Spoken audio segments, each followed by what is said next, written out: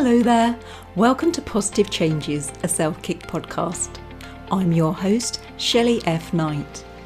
I'm a former nurse and clinical hypnotherapist, turned podcaster and author of Positive Changes, a Self-Kick book, and Good Grief, the A to Z approach of modern day grief healing.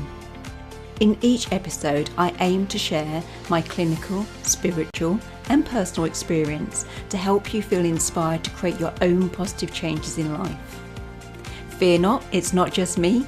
Each week, I will bring on a new guest and they will share their authentic story of positive change and the tools that they used on their journey. So, if you're ready to be inspired, let's go.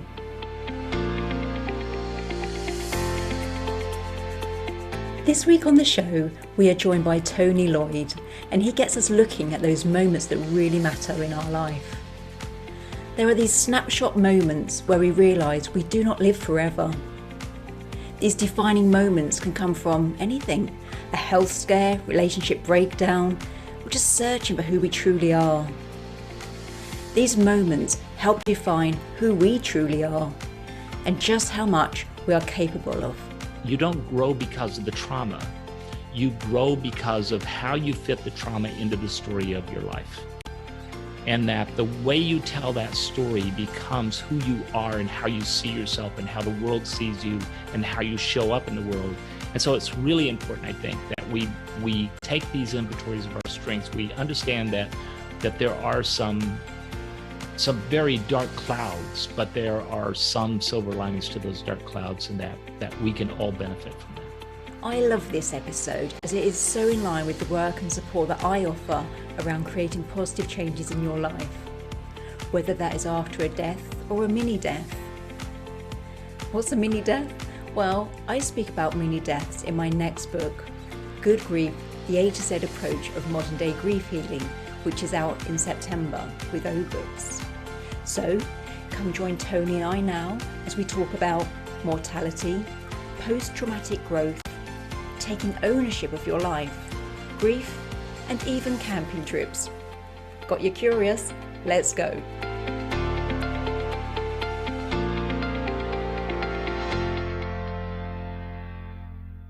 So today on the show, I am joined by Tony Loyd, and he is an author, a speaker, and a coach. So hello there, Tony.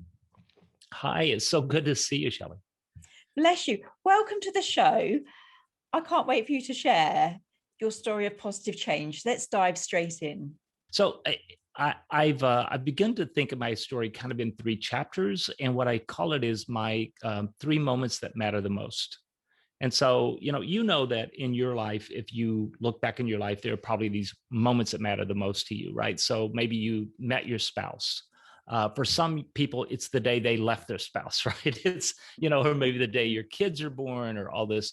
But for me, I had these 3 moments, and I call them my moment of mortality, my moment of obligation, my moment of action. So it's kind of my story in 3 chapters, if you will. And so for me, my moment of mortality, I think we all have had this moment where it becomes not theoretical, but it comes really clear to us that we will not live forever, that someday life will be over.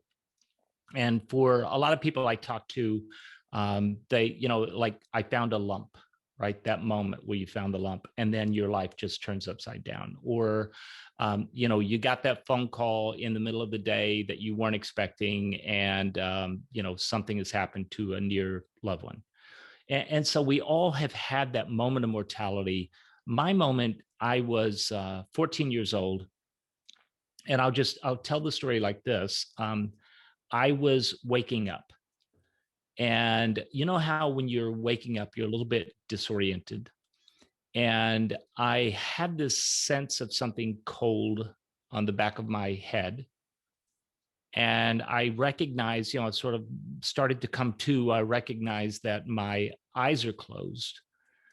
And I start thinking, what is that on the back of my head? Why is that so cold? And I open my eyes, and I am under 15 feet of water.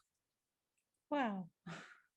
And I look around and I recognize that the water to my left and the water to my right are darker, and the water in front of me is lighter. So that must be up.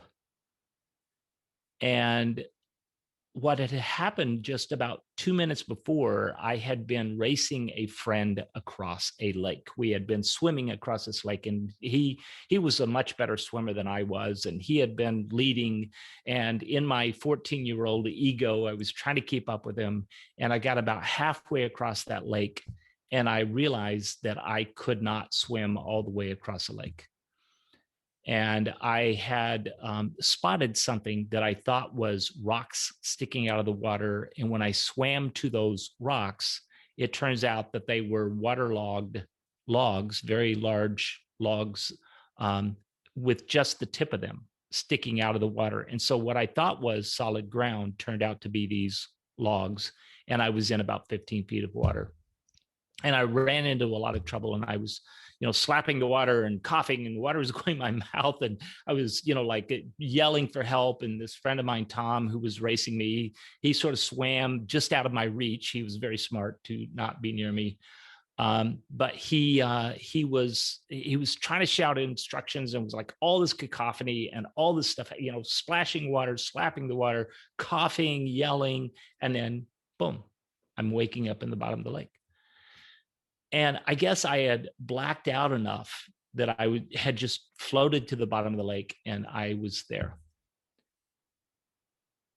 And I think that for anyone who has been in a situation where maybe you fell asleep at the wheel and your car has drifted over into the next lane, or you suddenly find this moment where you go, you know what? It's no longer theoretical that I'm going to die. And the moments before that, I at the time, I'm 14 years old. I'm 5 feet 10 inches tall. I am 125 pounds, which is just, I look like, a skinny little matchstick with a bright red face full of pimples. And my social awkwardness and all that kind of stuff, it had all mattered. But when you hit that moment, it's like, no, life is much more important than this, right? And so I found something solid at the bottom of the lake, and I pushed off of it, and I ended up on my back, and I swam the rest of the way, sort of a slow backstroke, sort of half floating, half swimming. And it took me quite a while, but eventually I made my way to the shore and I went on. But it's in these moments of mortality, it's like our priority list changes completely. When I was laying in the bottom of that lake, I mean, all that social awkwardness, it just didn't matter anymore. The pimples didn't matter anymore. Whether any girl would ever like me or not, none of that really mattered anymore. What mattered to me is that, one, I wanted to live. And then two, if I did live, I wanted my life to have purpose and meaning. And that at 14 years old, that, like, what does that even mean, right? But I knew then that I wanted to have purpose and meaning. And I know that, you've probably had those moments of mortality, and your listeners have probably had those moments of mortality. And I could go on a little bit to that moment of obligation, but I do want to pause there for a second and give you a chance to jump in. Yeah, I mean, it sounds almost like a near-death experience that you went through, but you're saying it doesn't have to be that. There's other ways of having this wake-up call, like I have sort of gone really sleepy behind the wheel, or even like when I've had diagnoses throughout my life, it is that sort of like, oh, actually time is more precious than I thought. So no, it's really valuable the way you've shared about how you can have that moment of mortality presented to you. Yeah. So I want to kind of think about then, as a 14-year-old, what does that look like?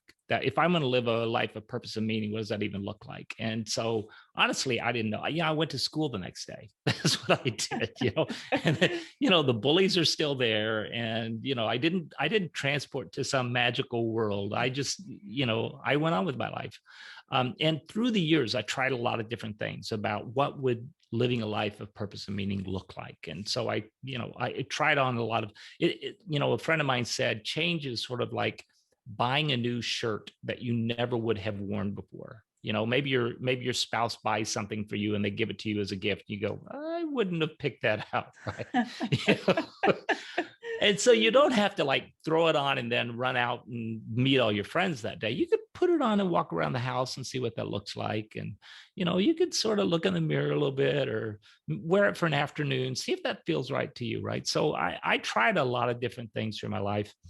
But I think for me, for every person that I know who has made a big impact in the world, they come upon this moment of obligation where they see something and they go, darn it, that's mine.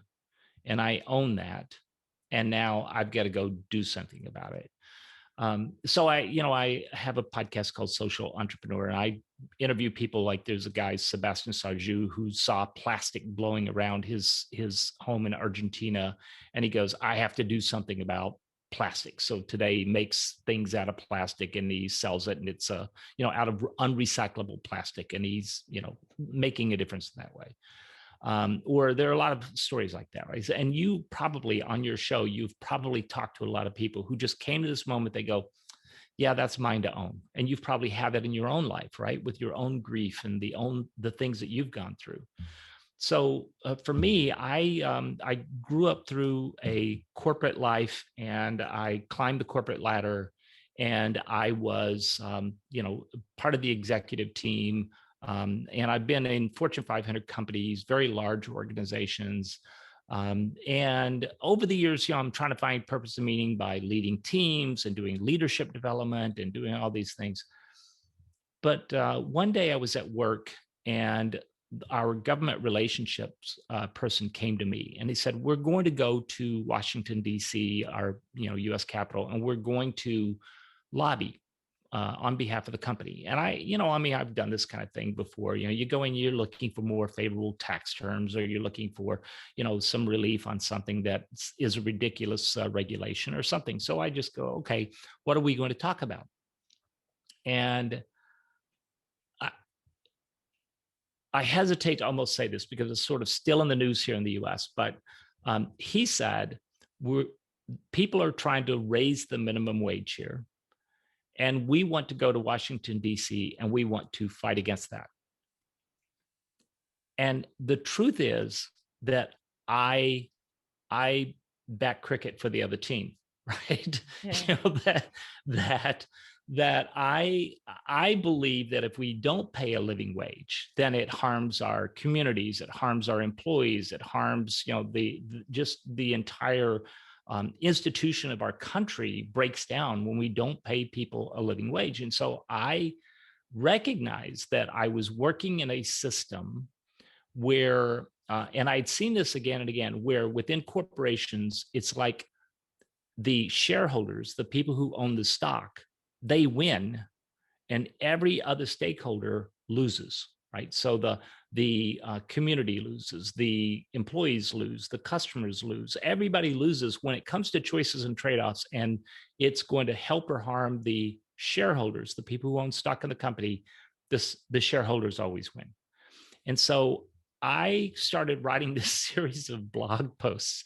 Here I am, a Fortune 500 executive, and I'm writing this thing, and it's called My Jerry Maguire Moment. And if you remember the movie Jerry Maguire, he had this moment where he wrote this manifesto, and it was called The Things We Think and Do Not Say.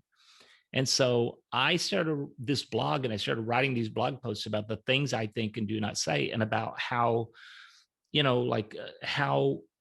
one, do we really have to, do shareholders always have to win? Is that true? And there are some legal fiduciary reasons why that could be true. And then if so, is that a sustainable business model? And, for me, because it was the thing that was in my hand, right? So I didn't know anything about plastic and how to save the world from all the plastic filling up the ocean. I didn't know anything about how to solve hunger. But I recognized that business itself had this broken system, and isn't there a better way? Elie Wiesel, who was a Holocaust survivor, he said, we must take sides because neutrality helps the oppressor, never the victim. And so if you think about things like, civil rights, or you think about, environmental activism, or, racial inequality, or whatever it is, we can't be neutral. And so I challenged the system. And so that was kind of like my moment of obligation. But my moment of action came just a few, probably about 8 weeks later. And I was in seeing my manager, and we were just talking about things. And he's like, "You seem down." And I go, "Yeah, I kind of am." And he goes, "Are you unhappy at work?" And I go, "Yeah, I am." And he goes, "Well, what's going on?" And so we talked about it.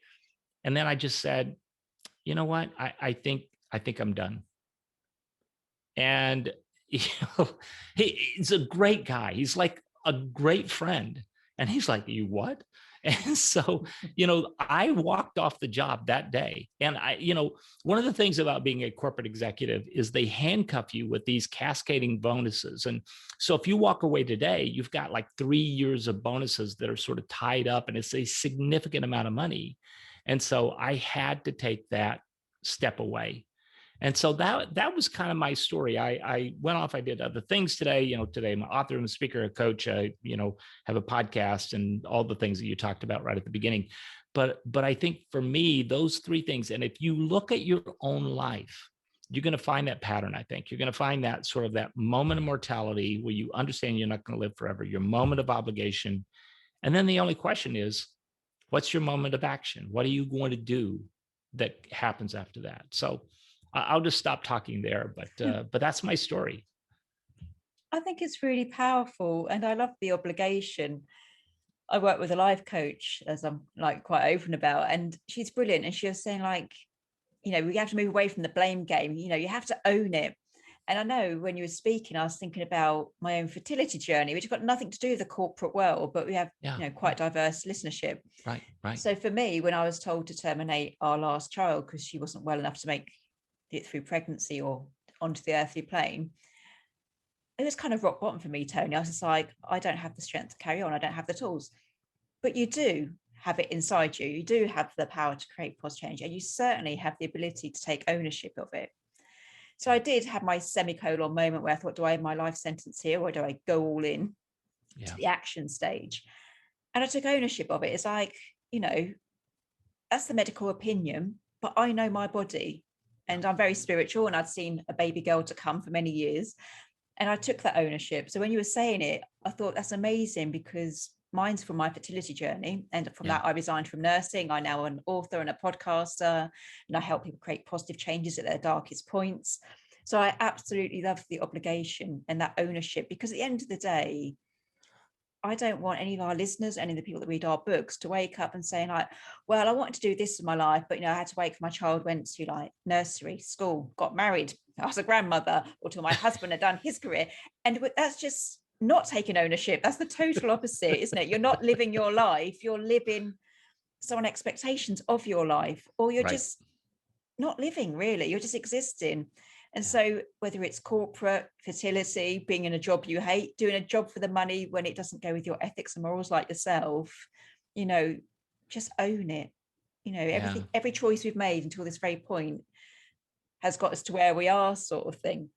But no, I loved your story. And it's interesting that you said about the Holocaust survivor, because when you were talking about purpose and meaning, I thought of Viktor Frankl, another Holocaust. Exactly.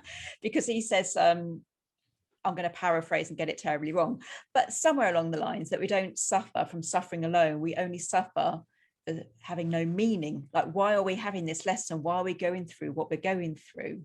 And so when you said about the Holocaust, and it is, again, it's that, that moment of mortality, they faced the most awful, inhumane things, but they owned that moment, took action, and, most inspirational people of their time. Agreed. Yeah. Viktor F. Frankl, he's amazing. And, his book was called Man's Search for Meaning, right? That he understood that he was suffering, but he said, I can either say I'm suffering for no reason whatsoever, the universe is cruel, or this suffering can have a meaning. And he made it the meaning to come out of this and to tell this story, to be able to tell the story of the people in the camp who gave away their last piece of bread, right? They were few and far between, but they provided an example that in any situation, they can take away everything you have except your choice of what it means. And you get to choose that, right? There are people who go through trauma and they bounce back, right? That is called resilience, that we go through trauma, we come back to where we're up here, we sink down, we come back up to where we were. That's called resilience. And we're, in a pandemic, many of us are going through that, right? There are people who go through trauma and then they get kind of stuck in that trauma and they don't know how to get out of that trauma. And so that is called post-traumatic stress disorder, that they are still reliving that trauma and can't quite process it and come out the other side. But there are people who go through trauma, the trauma knocks them down, they acknowledge that they're down, trauma is an awful thing. And yet when they come back, they don't just come back to where they were, they build back better. They come back to a stronger place, and that's called post-traumatic growth. And there are some people who experience that they come out better at the end. And a lot of that has to do with that internal work about how you deal with that trauma. I find that fascinating because I've seen that a lot. Like, my background's nursing, even though I'm an author now, but I saw it a lot with grief. So like, I worked as a chemotherapy nurse for most of my career. And sadly, a lot of that would be end of life palliative care. And so when the patient died, the family kind of left behind. And you'd see that they get stuck in the story. That becomes their story. Like, I'm the daughter of a mum that died. And that becomes that life chapter becomes their life story. Yeah. Because they're not taking that ownership, and they haven't even got the resilience you spoke of, where you come back and think, right, the life I expected has gone, but I'm back, I'm living, that kind of thing, facing your mortality. Yep. Somebody's died, but it wasn't me. I'm carrying on. That's kind of the resilience. Right. The post-traumatic stress is the grief we see when they get stuck thinking, I don't know how to live without my mum, my partner, my child, which I can understand totally. I can understand it. But I love, being the annoying woman that I am with a positive take on things, the post-traumatic growth. So that's fascinating. Tell me some more about that. Yeah. So, in post-traumatic growth, we, the results, the benefit of post-traumatic growth, and you've seen it. So if you've been working with families who have been grieving, who've gone through all this trauma, you know what this looks like. That some families, they come back and they recognize, I went through this horrible, horrible experience, and they can kind of do this inventory and go, look at the strengths I had that I did not know I could call on, right? So that sense of personal strength can come from it. And sometimes it can bring us closer in our relationships, that we can actually bond with people. As there's a guy named Gary Smalley, and his writing partner was John Trent. And many years ago, he did this documentary where he went in and he went to like civic and church organizations, and he said, who in your area of influence here, who are families that you would say are very close-knit families? And so they, these organizations identified people, they go, that's a very close-knit family. So they went and interviewed all these close-knit families, and they said, what do you all have in common? So they did a whole bunch of stuff, and they crunched the data. And at the end, what they came up with was, what they all had in common was camping. That they went camping together. They're like, camping cannot be the secret of close-knit families. But what they found was, they said, well, let's just try camping with our families. And so they went out, they went camping with their families. And what they found was, camping is often shared trauma. Like, the tent blows over in the middle of the night, and there's lightning strikes around, and the bear comes up and gets near your tent and all this. And he said, and one of two things happens. Either a few weeks later, you either are bonded over that, where you go, you remember that time that bear came and knocked over the pole on Johnny's tent? Wasn't that hysterical? And they're all just laughing, right? Or you turn on each other and you go, well, it's your fault. It's your fault. No, it's your fault, right? So as long as you don't turn on each other, those relationships on the backside of trauma can actually be stronger. And I know that you've probably seen this, where people go through that trauma and they break apart because the trauma was too much for their relationships. But it can be, as long as you don't turn on one another, as long as you hold on to each other through that trauma, you can actually have closer relationships. And then you can have this greater appreciation for life when you go through trauma. That, man, whew, I mean, look at the sunshine. The storm is behind me. Look at that sunshine. That's just amazing. I can't believe that. Look at how good ice cream tastes. I forgot how good ice cream tastes, right? Because you've come through that and you have greater appreciation for life. You can see new possibilities that maybe if I'm that strong, maybe I could do something more. Or a lot of people go through like a spiritual growth. This purpose and meaning, and it becomes a strong spirituality. And so there are three basic sort of how-tos, right? There's some things that would predict whether or not you're going to have post-traumatic growth, things like, optimism and your locus of control. You think that I'm in control, not the world is in control. So these are things that predict going into it. But let's say you've gone into the trauma and you don't know how to get out of it, right? You don't know how to get unstuck and how to grow. Three basic things. So number one is process what happened. It's just like grief. I once was seeing a psychologist and we were talking about grief, and she said, I'm a psychologist. I'm an expert on grief. And she said, and when my mother died, I sort of like in my head, I was going through this checklist of, oh, yes, I'm in the anger stage now. Oh, yes, I'm now in the, and so I know the 7 stages of grief. And as I went through them, I'm like, okay, check. I went right through that, didn't I? And she said, about a year later, my husband on our anniversary just gave me a single rose. And it was just this most beautiful moment. He gave me this rose. And she said, a few days later, I came home from the grocery store and I walked through the front door and I had 2 bags of groceries in my arms. And I looked on the table and the rose was dead. And I dropped both bags of groceries and cried my eyes out because I had never really processed that grief. And so you can't deny it. You can't pretend it didn't happen.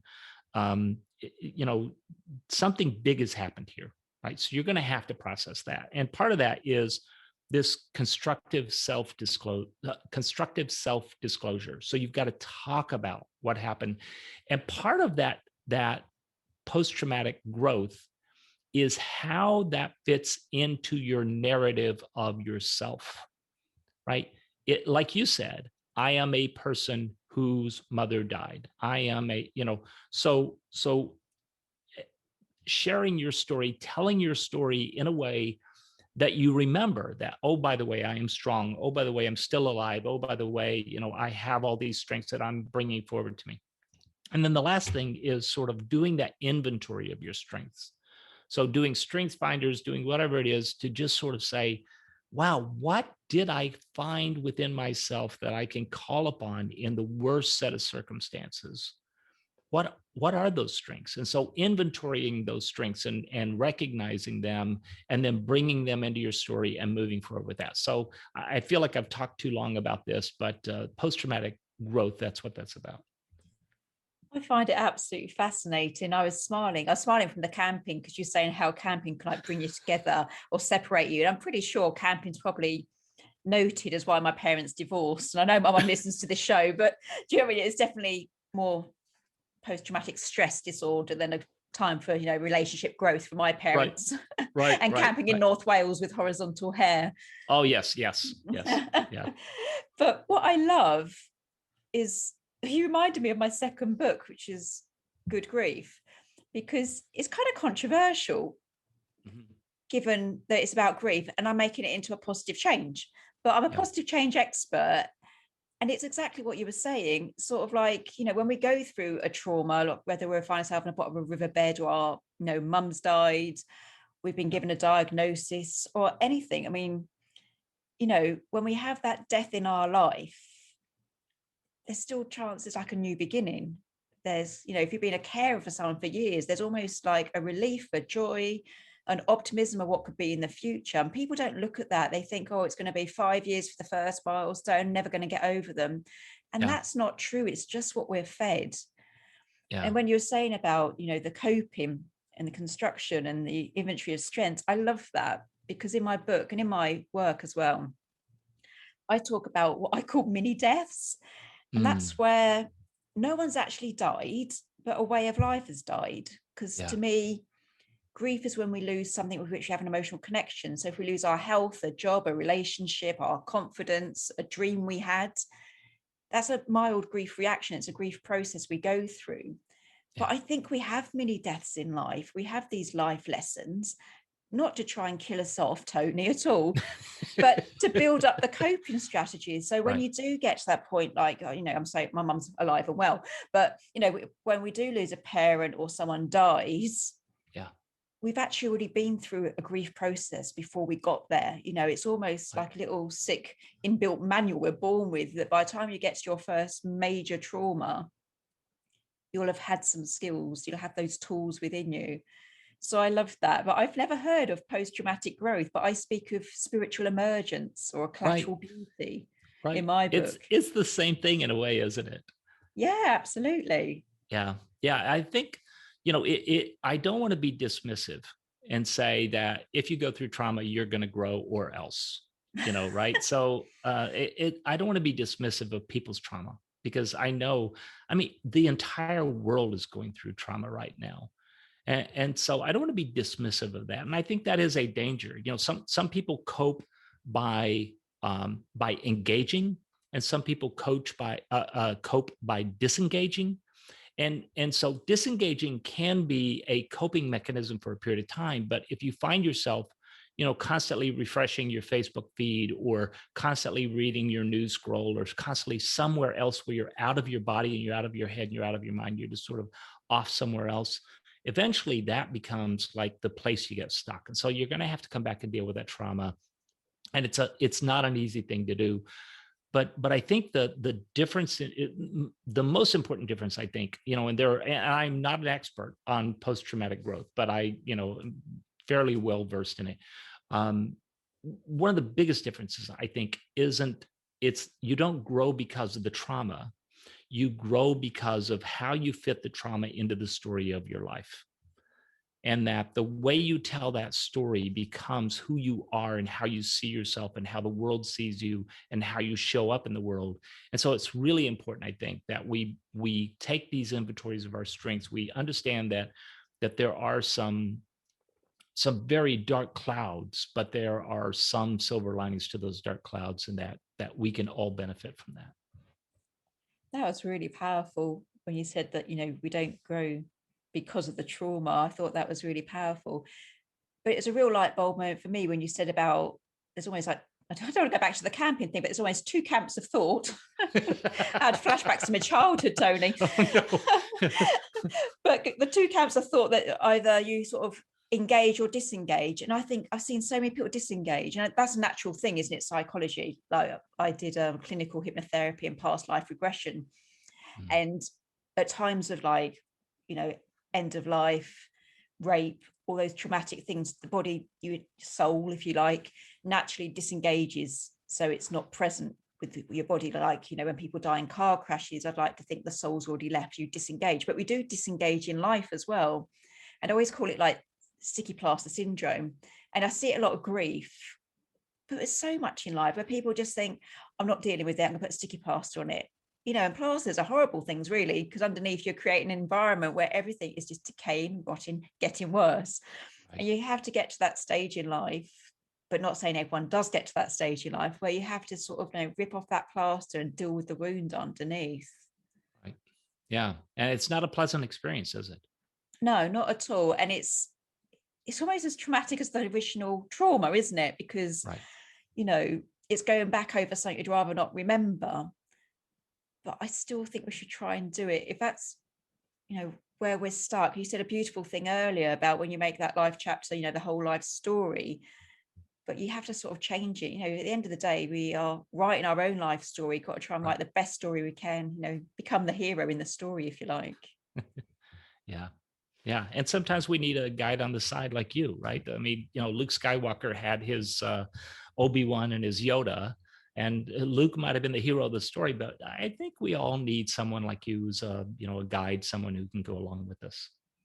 Yeah, I think that's the thing, what I've learned from my own sort of like trauma in life, but also observing it from my nursing days and just life itself, Tony, if we're honest, you know, we're stronger when we have connection, and whether that's connection with ourselves or, you know, with a counselor, a doctor, a friend, a stranger, we're never really alone. You know, we have to dive deeper and find something that works for us. Right. Yeah. Yeah. I've absolutely loved this. I think it's just so powerful what you've been sharing. And it's going to resonate with everyone. Like you said at the beginning about the near-death experience or the falling asleep behind the wheel. And to me, it's my fertility. So everyone can relate to a moment they've had in their life where you think, oh God, actually, suddenly I realize time is precious. So if people are starting to wake up listening to the episode today, what one positive change could they do? You know, you mentioned right at the beginning, I think that, you know, I'm an author. And so I wrote this book a few years ago, and it's called Crazy Good Advice, 10 Lessons Learned from 150 Leading Social Entrepreneurs. And so I took, you know, like I had interviewed 150 people, and I was trying to sort through what did they tell me. And I just finally figured out, you know, I'm hearing the same 10 pieces of advice again and again. So I write this book, and it's got, you know, these 10 chapters and blah, blah, blah. But in the last chapter, I was like, if I took all this and I just wrote it down on a little sticky note and I stuck it on the side of my computer, what, you know, if I gave somebody that one sticky note, so this is the only thing you need to remember from all this, what would it be? And here's the sentence that came to me. It was, miracles find you while you're in motion. It's kind of like we're surrounded by this cloud of miracles, these tiny little coincidences, these moments of serendipity, synchronicity, whatever you want to call it, right? These chance moments that happen to us. It's like we're surrounded by them. But if you're sitting on the sofa and you're sitting on your hands and you're sitting still, you don't run into them.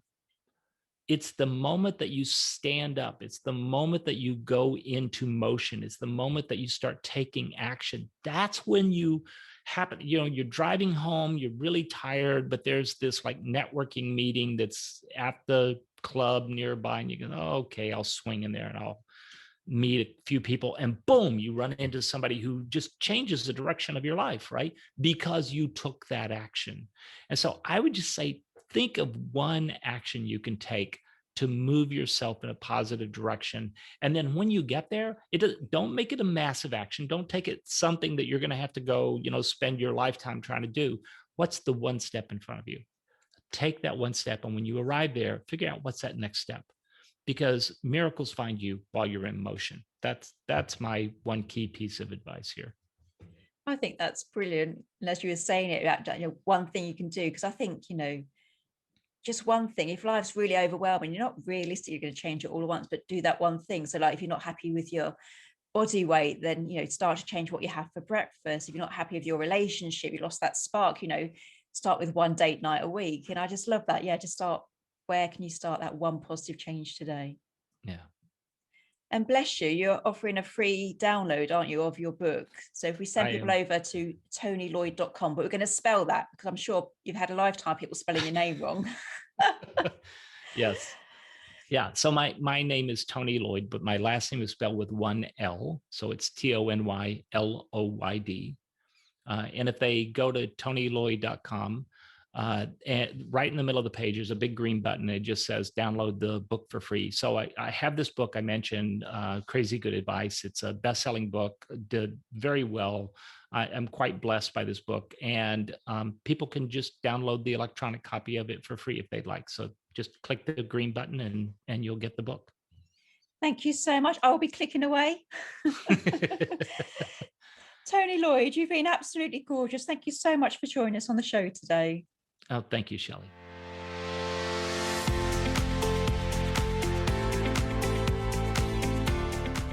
If you enjoyed today's episode, please make sure you subscribe and leave a positive review. If you would like to create your own positive changes, you can buy Positive Changes, a self-kick book from all online book retailers or from shelleyfknight.com. If you need a dollop of positivity until the next episode, come like and follow us over on Facebook at Shelley F. Knight, Life Goes On. As always, I've been Shelley F. Knight and you've been amazing.